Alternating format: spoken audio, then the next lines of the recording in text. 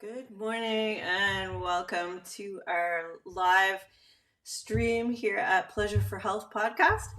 And I am hoping to talk today to our uh, wonderful guest speaker.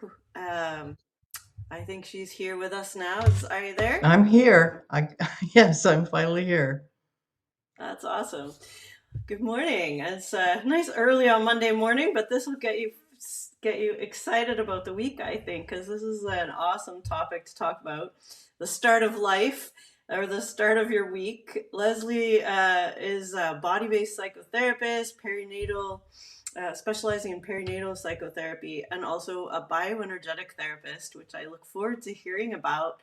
And she's going to talk to us a bit today about that connection with working with the body and why that's so important at this critical point in your life when you're very young. So I'm just going to let you do a little introduction of yourself and how you came to work with the body. I think that might be our initial discussion here, because usually I talk on our podcast about relationships and how that really works to have the body involved. And this, of course, is the first relationship, you and your mother. Okay. And so you are interested in how I came to work with the body and particularly with perinatal clients. Is that Yeah, right? I think I'd love to hear, just how this critical relationship that starts early on in life starts us off in a direction for our Okay. relationships. Maybe that's a good place to head. Okay. Yeah, no, that's a great place to head. Um, as a body psychotherapist, especially as a bioenergetic therapist, we're our training is pretty deeply rooted in psychodynamic tradition, which your listeners probably know psychodynamic tradition is pretty deeply rooted in early relationships, infancy, toddlerhood, early childhood kinds of things.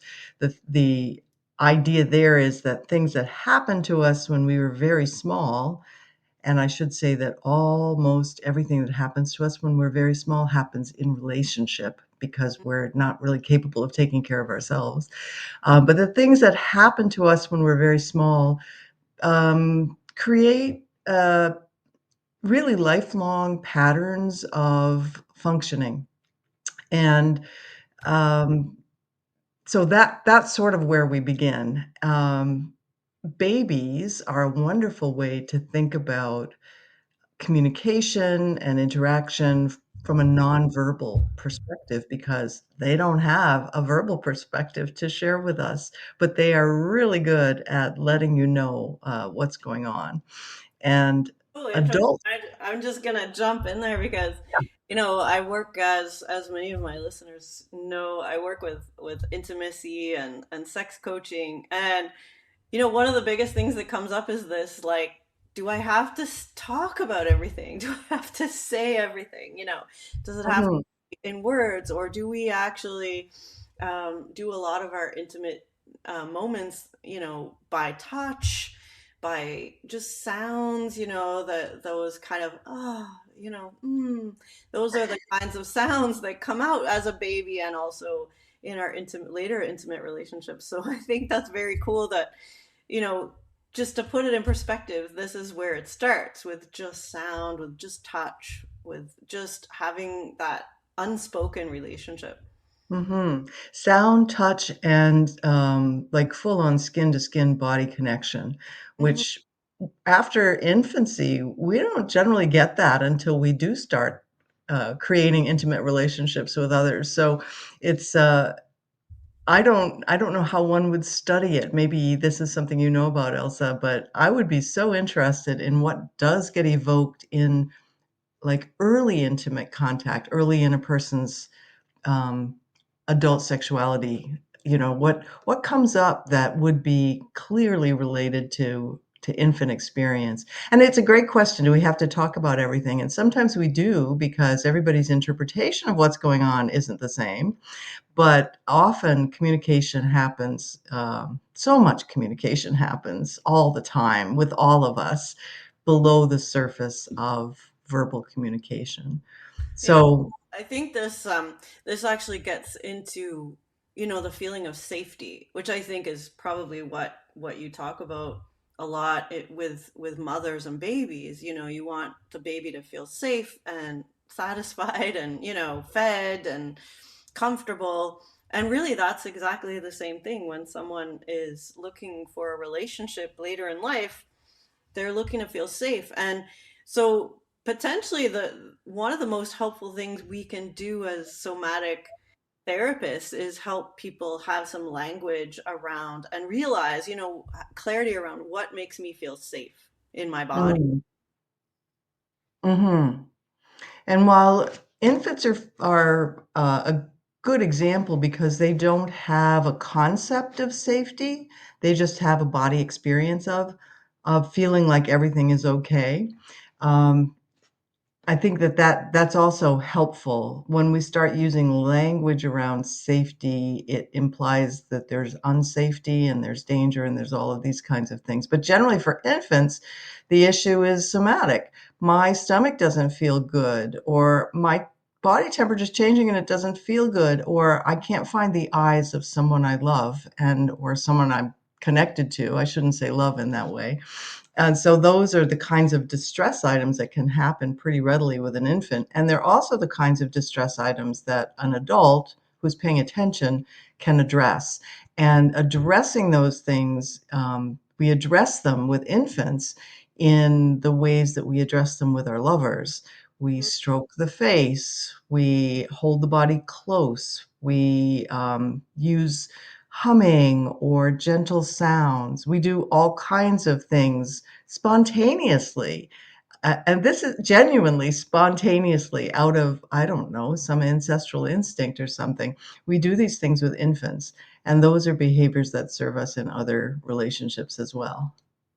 So you're saying that the feeling of it's not so much a feeling of safety as a feeling of well-being, which I do love because I call this Mhm. podcast Pleasure for Health, which is kind of the same thing. Let's focus on what feels good rather than what feels bad and getting away from that.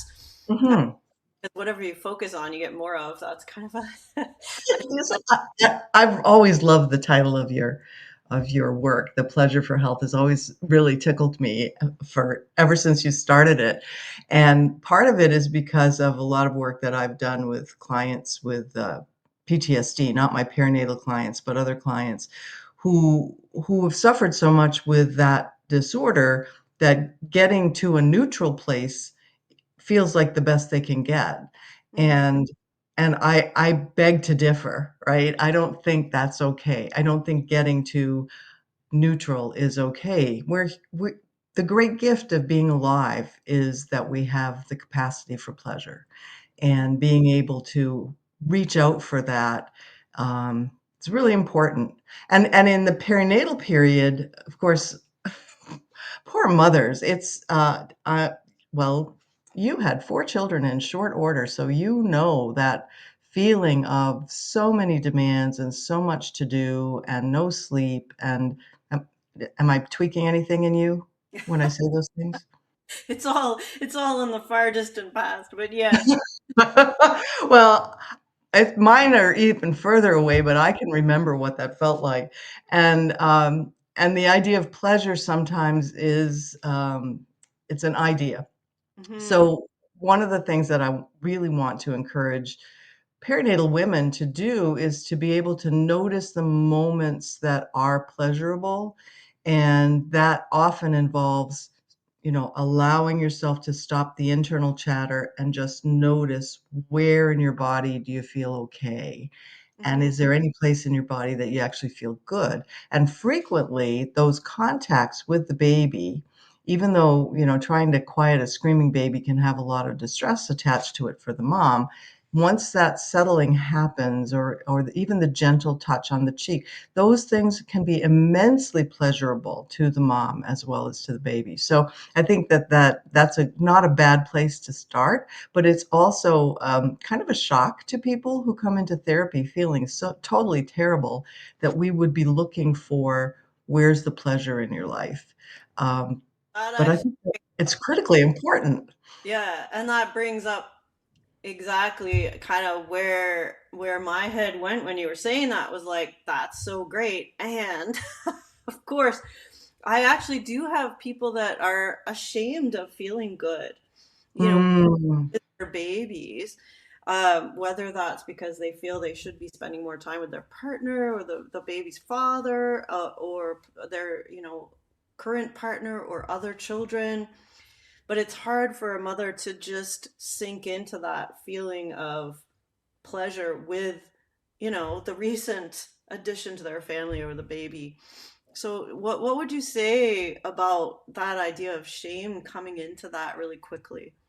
Oh, I think that's really interesting, and it's not something that I have encountered particularly with clients, but I'm sure you have because you have a different focus. And it occurs to me that part of that shame might be triggered by the how to say this? Some women experience orgasm when they're breastfeeding, Mm. and that's like a shock to the system because we have such a cultural um, taboo, I think, around anything that's faintly sexual around our children. But pleasure is pleasure. Pleasure in the body is pleasure in the body. And enjoying that baby is the best thing you could do for the baby and the best thing you could do for yourself. And also, if it's possible, so this is a psychologist part of me, if it's possible to notice a shame and bracket it, just say, oh, this comes up, it's just a thing, and sometimes it's a thing because of early training, sometimes it's a thing because of my own expectations about myself, but to be able to set it aside enough to settle in and focus on the baby, it's himself, herself, and also the pleasure in your own body, if that's a possibility. I don't know, how's that strike you? Yeah, well, I mean, I think that's generally the approach we take. But yeah, it's quite common for mothers to feel aroused or to feel really, a body pleasure when breastfeeding or just holding the baby. And, I know for myself, I felt like I didn't need, I shouldn't say I didn't want my husband. I didn't need, like, there was this full on relationship with the baby between, the mother and the baby that was exclusive of any other uh, Mhm. desires, which is not what you'd expect. So maybe, do you ever deal with that in your practice, as far as, how do you cope with that? You have this relationship, this fully loving erotic relationship with your partner. You've created this being or adopted a baby or whatever, and now all of a sudden your whole focus shifts to this other human. It is a shock, and I've actually worked with partners who have had the shock of their lives when the mother of the baby suddenly is so immersed in the baby that they feel like they're totally left out, and that stirs up a lot of childhood stuff for the partners. But yes, that's a real thing that happens, that immersion. It's the in a way, it's an enmeshment because the baby is physically a part of you while you're pregnant, but you don't actually have to give it much thought. Most women do give it thought, but it's private, the thought that they give it. Once the baby has emerged, the mother doesn't necessarily feel like it's, not still a part of her. This baby is still, particularly if she's feeding from her body and if she's doing most of the caregiving. And it's hard for other people to really grasp the intensity of that relationship. Usually, it eases usually after 6 months. It also, and I need to give this part because I work clinically with people. It also can veer into places that are not really very good for the mother or the baby, particularly if the mom has a perinatal anxiety issue, where her mind is creating all sorts of catastrophic outcomes if she's not in constant contact with the baby, and that can get in the way of the other parent having a chance to create relationship with the baby. So mostly with women, what I've done is help them kind of work through um, the meaning of that intensity, the pleasure of the intensity, but also what does it take to allow her to invite someone else into this relationship, usually the other parent. But it's an I think we can soften maybe ourselves around it a little bit if we recognize that it's not only common, it's pretty normal for the mom, particularly if she's given birth, to be intensely preoccupied with this baby. You know, the world could be blowing up around you, and you really just want to talk to your partner about how many poops they had today, you know? And the other person who's living in the outside world and sees what everything else going on is like, whoa, this is not the person I used to know.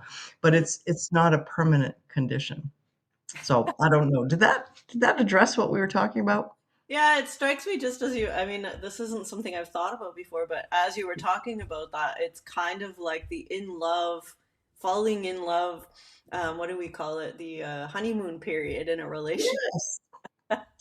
Absolutely. It is absolutely like that. That falling in love period is a period of what psychologists would refer to as enmeshment, where the boundaries between people get really, really blurry and maybe even disappear. And you see it particularly in adolescence in first love, where they say, oh, he knows everything I think and feel. And, you know, she knows exactly what I want, which is really not true. I mean, nobody can do that for another person, but you have that feeling. And I think anybody who's been through that honeymoon period of being, you know, madly in love with somebody, and I hope that's most of us because it's intensely pleasurable.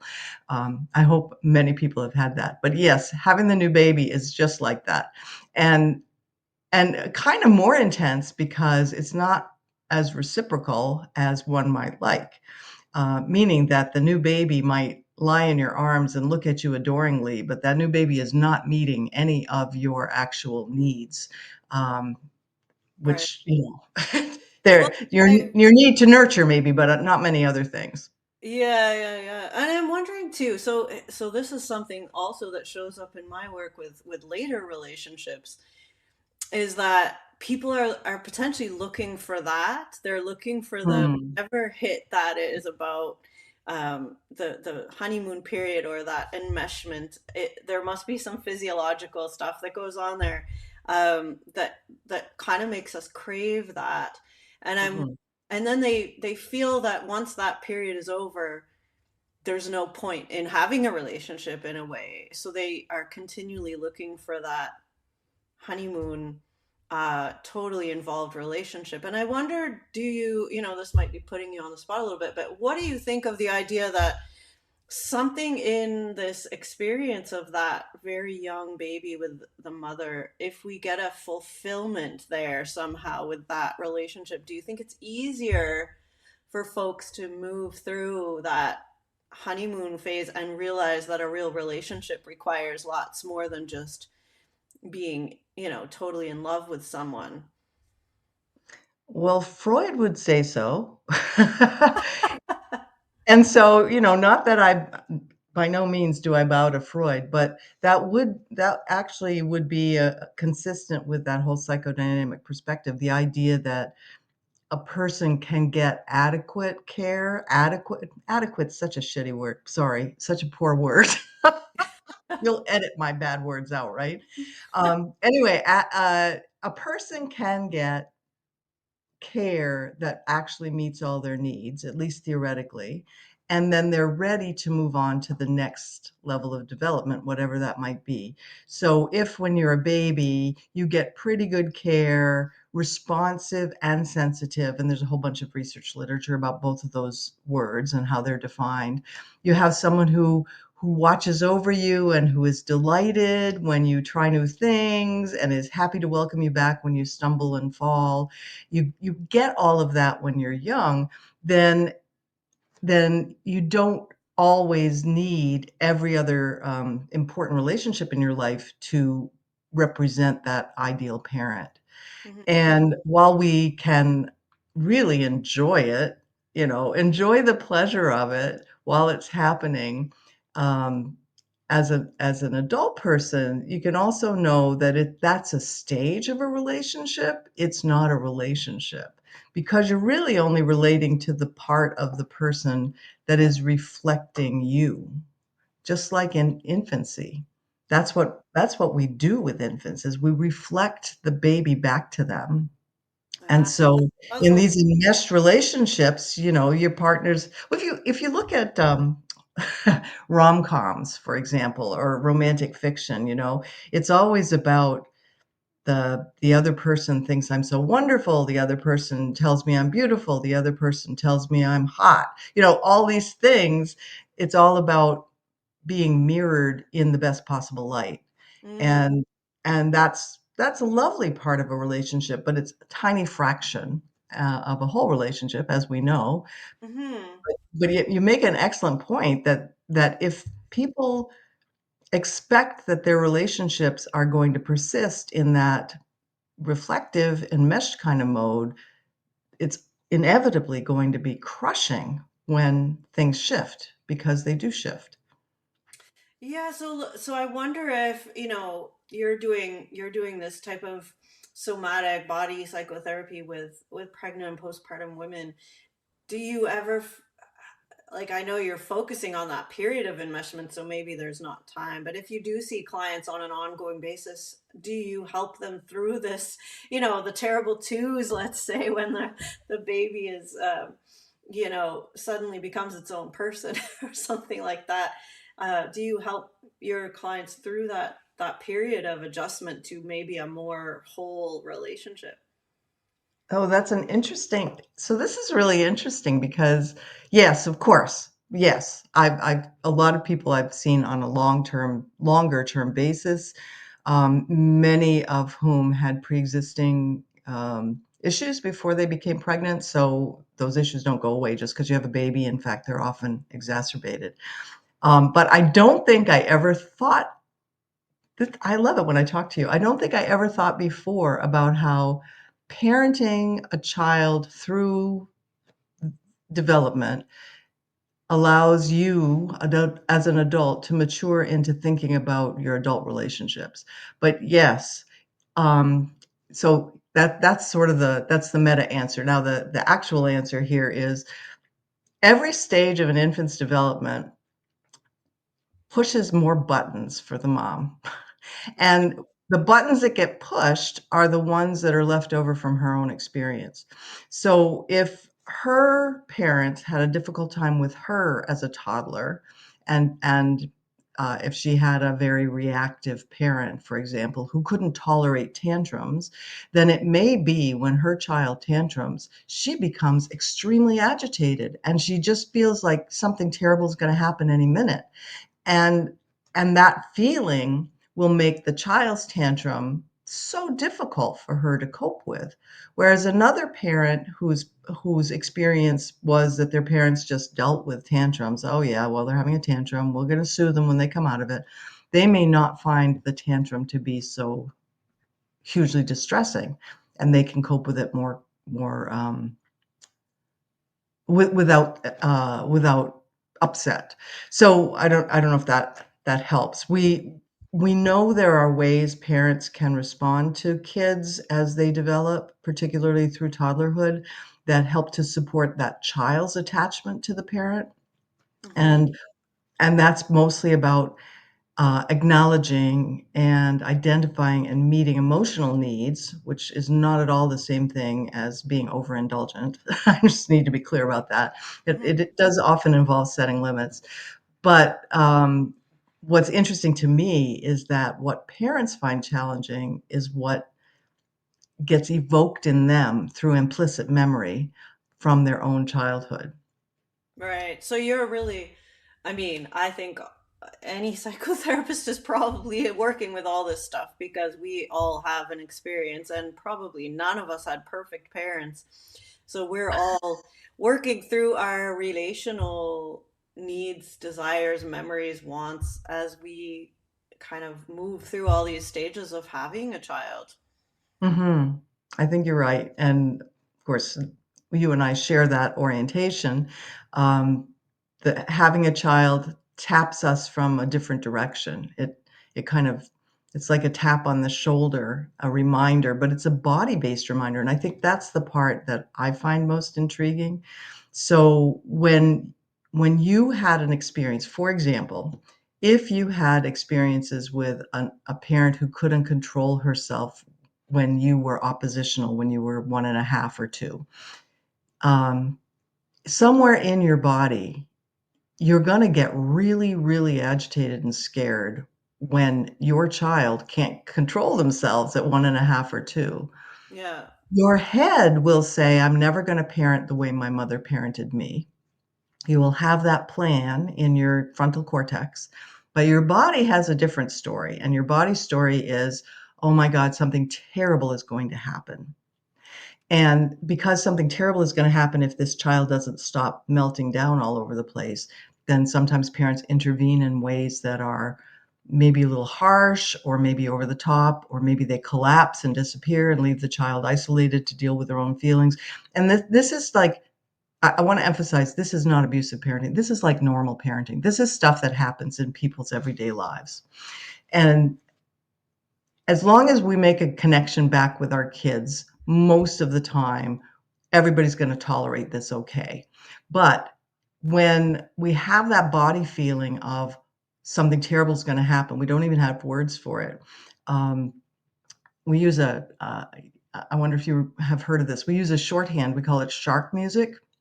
And that comes from that old Jaws movie where every time the something scary was going to happen, the music started, da dum, da dum, and you'd get agitated because you knew the shark was going to bite. So so the shorthand we use in working with parents is it's your shark music. Mhm. And when your shark music starts, what we want to do is sensitize parents to that feeling in the body, that the shark music, and then that gives them, we hope, a moment to go, okay, I'm reacting to something else, not what's happening in front of me. Let me see if I can take a moment and breathe, and then I can help my child out of his meltdown. Mhm. Yeah, so that just brings it back to the importance of, this type of understanding the body, feeling those feelings, and working with someone potentially that can help you do that will make it less likely that you're going to react out of the panic that comes up with the shark music. Uh, Right. and you're going to have a little more conscious awareness of how you want to parent for sure. So, what are like? I'm curious about if maybe this is giving away your secrets on in a I podcast. have no secrets. What would one easy thing be? Like, let's say I think some of my listeners who listen regularly, we've probably talked about these different states or feelings in the body, but for particularly for this kind of early, like dealing with a baby or just noticing that I don't have words, maybe this is coming from my early experience. What would be a body technique that you would do with a client? Well, always start with the fundamentals, right? So really, really bringing attention to the feet, and that might sound very basic, but what do you notice in your feet, and can you press them into the floor? Even in that moment, can you feel something in the here and now? And I Mm, think that requires so much. That actually requires so much of people. And we body therapists talk about it like it's mundane and everyday, but when your body is screaming that there's a 5 alarm fire as your child's having a meltdown, to be able to back away and say, okay, where are my feet right now, and can I push the floor a little bit and feel that I have a body, hmm. and it's my body that is having this reaction, and my body is not that child's body. So that's a piece of separation. It really asks a lot. And so when I try to help people create space between their reaction and their response so that they don't react rather than respond, I invite them to give themselves lots and lots of grace. because the first time you try this, it's not going to work. And the next time you try it, it maybe isn't going to work. You have to keep practicing. And then that moment of, okay, I can feel, yes, that's my agitation. Right. It doesn't mean, it doesn't have to mean what I think it means. And Yeah, that, it brings up actually interesting because I think I can see that with couples when I see couples in therapy, and it's exactly the same thing as one of them says something or does something that sparks this body reaction, and if you don't if you aren't taking that moment to just feel your feet or whatever, you're spinning. You can almost feel it spinning right into this argument, or because it's so tempting to jump into that old pattern. And I wonder if you have any thoughts on, like, I guess tempting, that's just the feeling I have in me because I still get caught in this too. And, why is it so tempting to just jump into that without taking the time to check in and feel your feet? I don't think I would use the word tempting, but I understand what you mean. I think it's easy. And Mm, it's easy because it's a well-traveled pathway. And the reason it's well-traveled is because it's been there since childhood. It's been there forever. And it also in childhood was linked to safety. Because when you're 1.5 or 2 and your mother is screaming at you, you do not know if you're going to survive. Your mother knows you're going to survive. She's just yelling, but you don't know. And when I say that, it's not like an 18-month-old cognitively goes, "Oh, I'm going to die." It's like the 18-month-old's nervous system has a major reaction because here is the person I'm attached to, the person I rely on for everything, and all of a sudden this person has become really scary. right. So if you think about how those pathways were developed, I think it helps me anyway think about, okay, this is why my angry reaction is so much easier for me to access than my thoughtful place. Mm, And and you know, when I was 18 months old, I might have tried to smack at my mother and then that probably got shut down. But even older, and even if that stuff tends to go underground, it does get reactivated, I think. You would speak more to this than me, but I think it gets reactivated in our intimate relationships because we don't have the same feelings about our school friends as we do about our partners. It's different. yeah. Yeah, I would say that it does very much come back to that. And I think it is quite interesting how much the work of mothers and babies really does mirror the work of, working with in intimate relationships in adult life.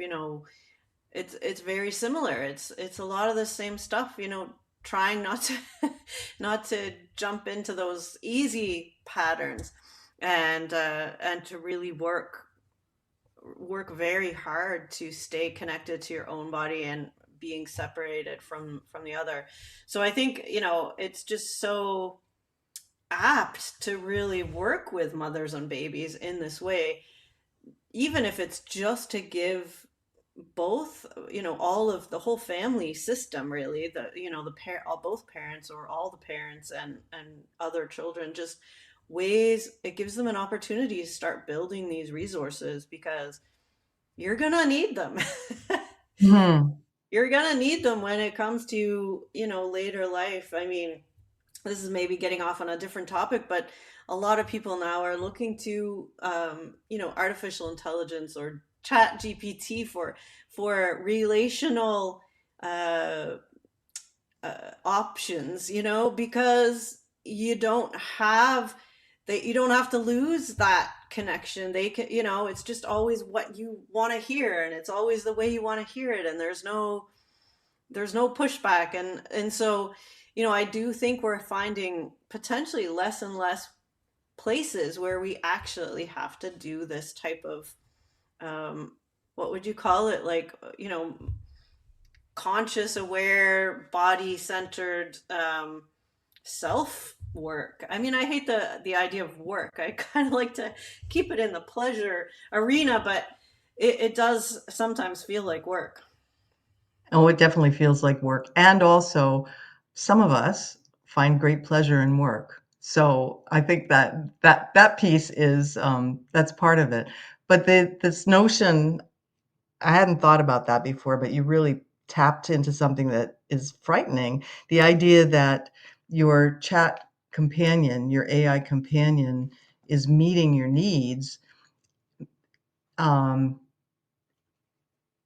I guess really kind of, and I'm speculating here, but it kind of leaves the person in that embedded enmeshment phase.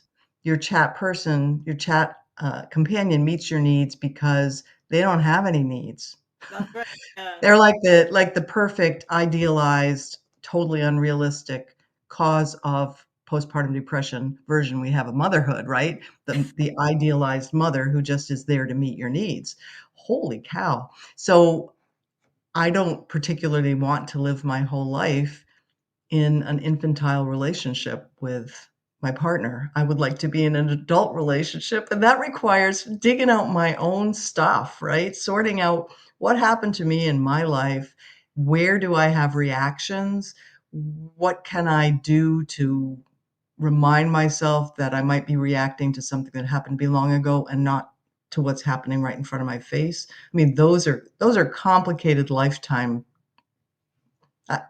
I was going to say tasks. I do have an excessive orientation to work, and I appreciate your orientation to pleasure. Um, but it feels better. It feels good to be a more integrated version of yourself. At least Well, I, that was my experience of many years of being in therapy as a client. yeah, I think you nailed it when, I think that would that would ring true. If you said, well, your AI companion or whatever it's just locking you into this infantile relationship, I think people would potentially cringe a little bit inside at thinking of themselves as being stuck in that. And I think that may be enough for some people to think, oh yeah, there's potentially work I could do too. Well, and not bad either. I mean, yes, so get some of your dependency needs met there, but also relate to other people that have actual needs. I don't think it has to be, we don't have to demonize anything. It doesn't have to be either or. Although, if I don't know what it'll be like for people, if interacting with your AI companion becomes as all consuming as people seem to find just regular scrolling on the phone, then it might end up taking up a lot of time. But I don't know. Mm. That's another story. Well, so we're kind of coming to the point where I really want to ask you, because I know you've written a book, which is super exciting, and it's called, correct me if I'm wrong, Helping Mothers, Helping Babies. Uh, Yes, and the subtitle is Somatic Perinatal Psychotherapy. Yes. yeah, and I mean, I love the Helping Mothers, Helping Babies. It just like don't need to understand any big words to know what that's about, and I think that's amazing. And it's giving therapists, and I think the regular person, if a mother was really interested, she could also read this book and get something out of it. Tell us a little bit about, how this book came about and what you're trying to convey. Okay. Um, my my affection for the perinatal population came out of um, studying when I was in graduate school, studying infant mental health. And as I became a clinician after many years as an academic, I discovered that one way forward into infant mental health is to actually look at mothers. And then I became genuinely interested in what happens with women in their reproductive period, beyond what my previous interests. Like I had always been interested from a personal perspective, and I taught childbirth classes and did breastfeeding support, did all this stuff. Anyway, the work with perinatal women has been so profoundly interesting to me because of seeing all of life reflected in those early relationships. And Mm, also because when you work with, I'm old now, so when you work with young women, and by that I mean anybody under 40 at this point, when you work with young women, they're generally encountering these sorts of challenges, mental health challenges, really for the first time, a lot of them. And the reproductive process, which our mythology tells us is supposed to be simple and easy, and you just kind of pass right through it, and then you have children. It's not like that for a lot of people. So anyway, I became very, very interested in all of that, and also at the same time, I was a bioenergetic therapist, which is a body-based and psychodynamic approach to psychotherapy. So I couldn't help but bring a body approach to the work I was doing with perinatal women. Also, I found that there's nothing more body-based than reproduction. It just is. And if you have your babies by adoption, you have perhaps gone through a long process of dealing with fertility. That's about as body-based as you get. There's all kinds of things that happen. So, not paying attention to the body, doing psychotherapy with a woman with, say, postpartum depression, and just talking to her brain and not talking to her body does not make sense to me.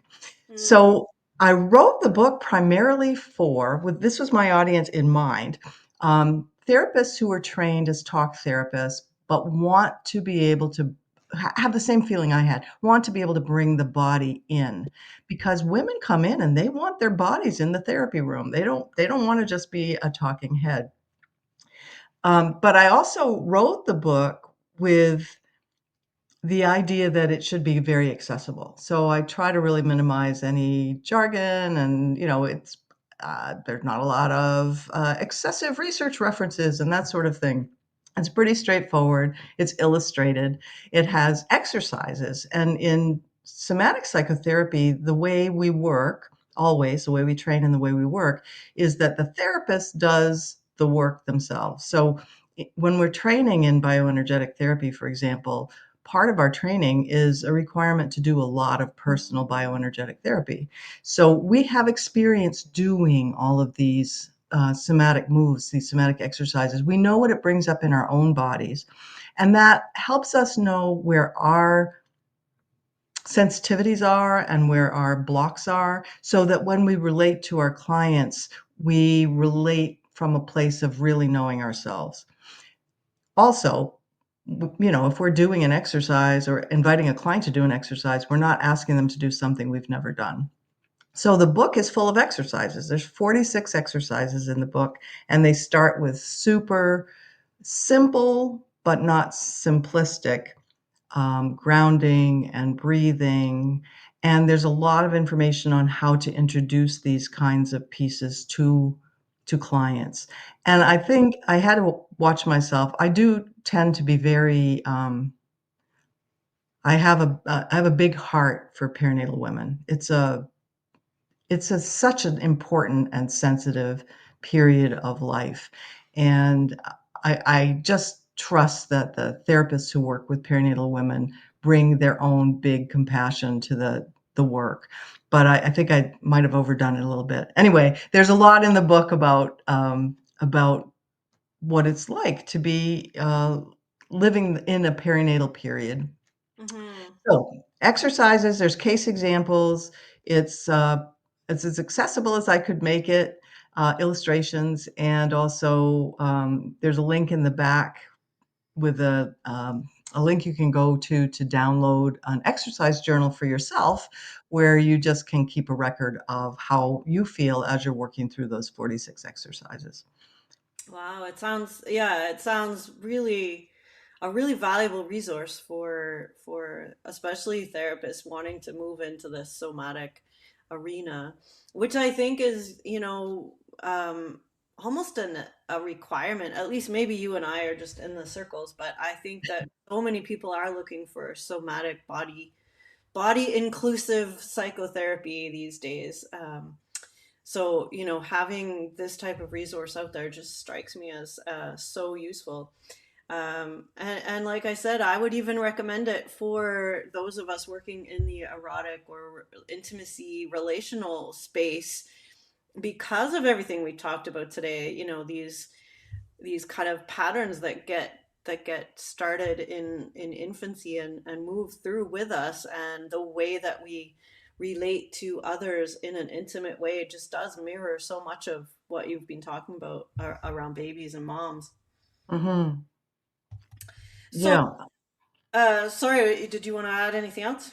No, I was just thinking about there's a section, to be, you know, there's quite a substantial section on how the autonomic nervous system is affected with body-based psychotherapy, and how we use our knowledge about the nervous system to help parents um, regulate their, down regulate their overactive fight or flight, flee or freeze, that kind of thing. Down regulate that, and also really get into optimal interactive states. Um, and I think as therapists, and particularly therapists who work with the body, whether you're whatever kind of therapist you are, we've been doing this stuff for years and years, and now we have some language around it that sounds very scientific, but it doesn't negate how we've been working to help people calm and be more present for a long, long time. So yeah, I would hope that what's in the book would be helpful for non-psychotherapists as well, and a couple of my early reviewers thought it would be a very suitable book for parents who were looking for something for self-help as well.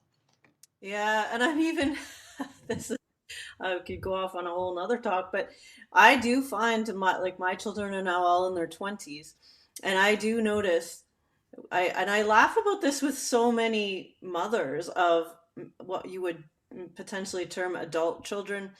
We have the same responses, when they call you on the phone, or you got to go visit them or things. You still have those responses of the shark music. What could Right. go wrong? It comes up in, so it's probably a ongoing relational piece. But I can see, just as you're talking about some of those exercises, like I need to do those with my adult children as well. Relationships are relationships, that's for sure. Yeah. I just came back from a week with my grandchildren, ages 5, 8, and 10, and that is just enormously instructive. So I'm spending time with their parents, and with them, like close quarters. And your shark music gets activated there too. But what I found for myself was, as a grandparent, I have the great pleasure of being able to remind myself, I'm the grandparent. I'm not responsible here. Right. So, when the three of them erupt into a big kerfuffle of wailing on each other and screaming, which does happen, I don't have to intervene, but I'm able to notice that 2 minutes later, they're all in a big puppy pile and they're all, loving on each other, and that actually is, part of just childhood. So, it's nice to see it from this point of view. It's the kind of thing that would have terrified me when I was a mother of young children. Well, we'll have to get you on again at some point and talk about grandparenting. That would be great. Ah, there, sure. Yeah, but we're coming up to the end of today's live stream, and I've so enjoyed just kind of touching base with you, and with this idea of working with infants and mothers in this very early period, and how that kind of relates to all of our relationships, like we said. So I'm going to put in the eventual, when I put this on the podcast, I will put the link to your book. But again, Great. it's called Helping Mothers, Helping Babies, Somatic Perinatal Psychotherapy. And Leslie Costello is your full name, and I'm sure if you looked that up online, you will find it, and probably some of your other resources too. But this has been an amazing chat for Monday morning, and it's starting off a great week. So thank you so much. It's been my pleasure. I always enjoy talking with you, and I always love talking about mothers and babies. All right. Well, thank you so much. And we will be back probably in another week or two with another live stream from Pleasure for Health podcast. And I hope you all have a wonderful week.